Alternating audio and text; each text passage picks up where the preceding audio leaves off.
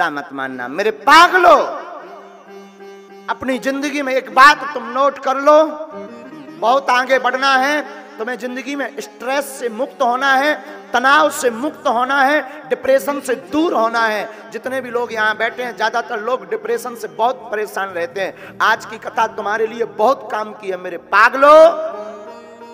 अपनी जिंदगी में तुम जहां हो उसी में हंसी खोजना प्रारंभ कर दो, उसी में अच्छा देखना प्रारंभ कर दो, तुम कभी डिप्रेशन में नहीं रहोगे।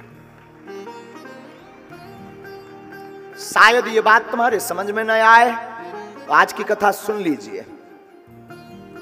आपने ढोल बजाने वाले तो देखे होंगे, इस उदाहरण से समझिए। ढोल बजाने वाला, बैंड बाजा बजाने वाले लोग शादियों में जाते हैं, पैसा लेते हैं। पैसा लेकर के विवाह में बैंड बाजा बजाने के लिए जाते हैं, तो उसमें 8-10 लोगों का ग्रुप होता है। सभी का काम होता है तो सभी बजाते, कोई ऑर्गन प्ले करता है, कोई ढोल ठोकता है, कोई उसमें मंजीरा बजाता है, कोई उसमें कुछ करता, कोई उसमें कुछ करता, लेकिन सब जाते हैं साथ में। उसमें 2 प्रकार के मानसिकता के लोग जाते हैं। एक उसमें प्रसन्न मानसिकता का, एक डिप्रेशन की मानसिकता का। अब जरा बुद्धि में, विवेक में इस कथा को जिस दिन भर लिया ना, ये जो कथा हम सुना रहे ना, अगर आपने इस कथा को जिंदगी में भर लिया, अपना लिया, तो आप कभी डिप्रेशन में नहीं रहेंगे। सुनिए,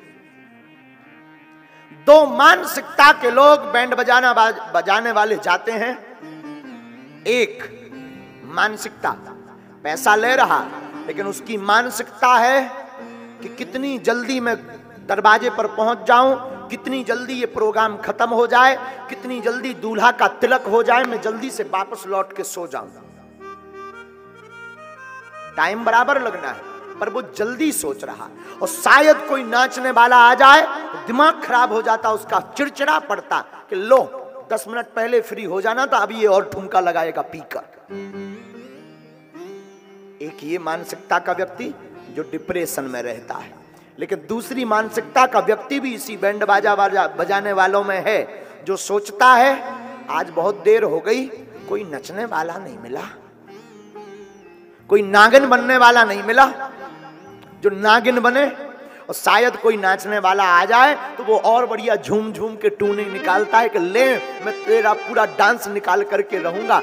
बैंड बाजा दोनों बजा रहे, रुपया दोनों को मिलना है, दोनों को एक ही समय पर छूटना है, लेकिन एक व्यक्ति को वो है बैंड बाजा बोझ बन रहा, एक व्यक्ति को वो प्रसन्नता बन रही। ऐसे ही जिंदगी है, एक व्यक्ति को बोझ बनती है, एक व्यक्ति को मुस्कुराहट बनती है। तुम हंसना प्रारंभ कर दो, बुरे में भी अच्छाई निकालना प्रारंभ कर दो, कभी टेंशन में नहीं रहोगे। आप टेंशन मुक्त रहेंगे, तनाव मुक्त रहेंगे।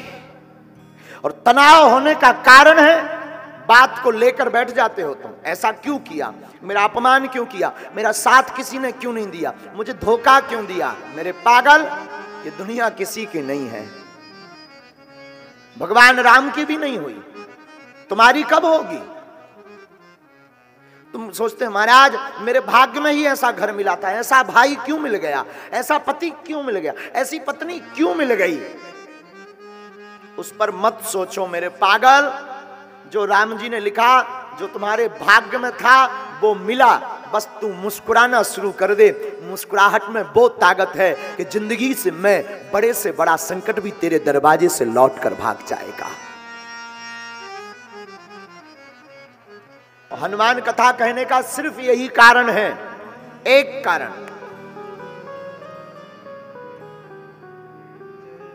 लंका में हमारे श्री हनुमान जी,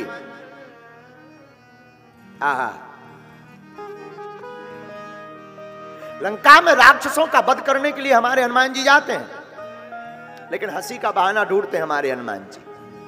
हाँ, लंका में बल्कि जानकी जी बड़ी शोक में है, जानकी जी को बड़ी चिंता है, पर धन्य है हमारे हनुमान जी।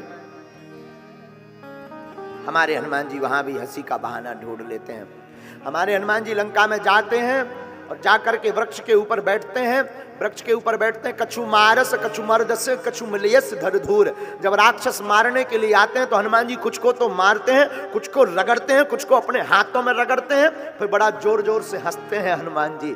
बोले भैया लंका में जरूर है पर हंसना नहीं छोड़ना है। भागवत पढ़िए तो भागवत में भगवान मुस्कुराना नहीं छोड़ते। आप भी अपनी जिंदगी में एक बात याद रख लीजिए, परिस्थिति कुछ भी हो, संकट कितना भी बड़ा हो, हंसने का बहाना ढूंढते रहिए, संकट अपने आप किनारा काट के भाग जाएगा।